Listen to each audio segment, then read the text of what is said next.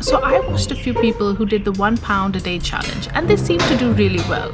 So I decided to emulate it. Now, majority of the videos that they shot were actually before COVID-19, the inflation and the general rising cost of living in UK. So £1 today is actually equivalent to 250 rupees. I'm a little crazy, but I'm not totally nuts. I mean, I don't think I can survive on 250 rupees, but it did get me thinking, is it even possible to survive on 500 rupees for the next 24 hours? I live in Islamabad, and on average, a person here would spend around 47.7% of their income on food consumed at home. I mean, I read that somewhere and I'm pretty sure it's a credible source. Anyways, the point is, people generally spend a lot more than 500 rupees on food. Put 500 rupees in perspective. A large meal in McDonald's will cost you 1,050, and an average coffee from Second Cup or Gloria Jeans would be around 550 to 600. A regular donut from either Dunkin' Donuts or OD Donuts would be around about 220 to 300 rupees, all exclusive of tax. So when you put it like that, you have a small budget. But at the same time, it is super exciting because if I can get through the next 24 hours on 500 rupees, I'm buzzing on cloud 9. So there really was no point searching for free food on the internet because there isn't any, especially for someone like me, unless I go to a langar. No, that would be super awkward. If you have no idea what a langar is a place where you can go to get free food. The mosque you could go to or any private establishment.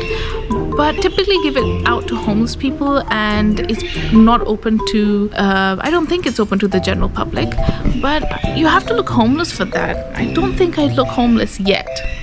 Rule number 1, you can only spend 500 rupees on food. Rule number 2, you cannot depend on family and friends for food. And rule number 3 is you cannot consume food that you already have available at home. So I don't want to buy just 1 or 2 things and starve for the rest of the day. No, I don't want to do that. No. I need option.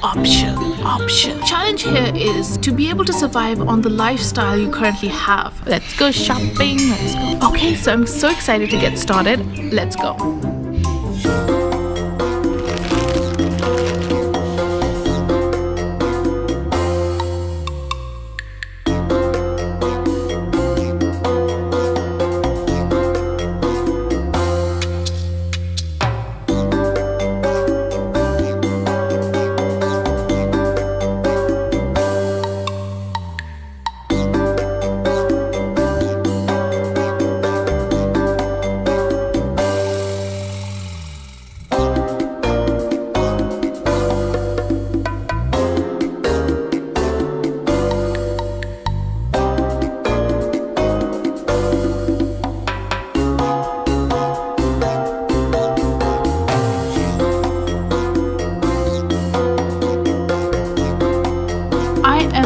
Surprised to having spent less than 500 rupees on the food that I've bought, and that too in Al-Fatah. I did not have to go to any other small shop or any small food vendor. So the total I've spent, but wait, before we go ahead, let's rewind. Here's the receipt.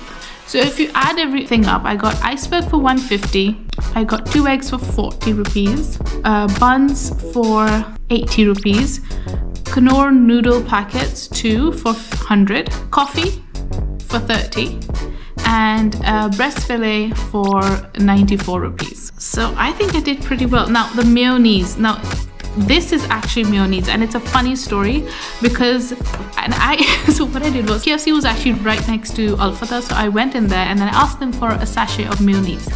And the guy who was actually busting tables, he actually told me that you'd have to pay for it, and it cost around 25 rupees for this. Fine, 25 rupees is not bad. I was willing to pay 25 rupees rather than 70 rupees. So when I got to the counter, the guy behind it actually said to me, "Oh, there's no need for you to pay. Enjoy your food." And he probably thought that I just bought food from him and I don't need to pay. So I got this absolutely free of charge. I'm over the moon. You can get something free in Pakistan, and I got this for free.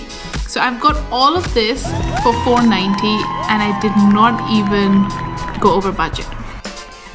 actually did it. I bought one whole day's food, and to be honest, I expected to spend a lot more, but surprisingly, I was done under budget.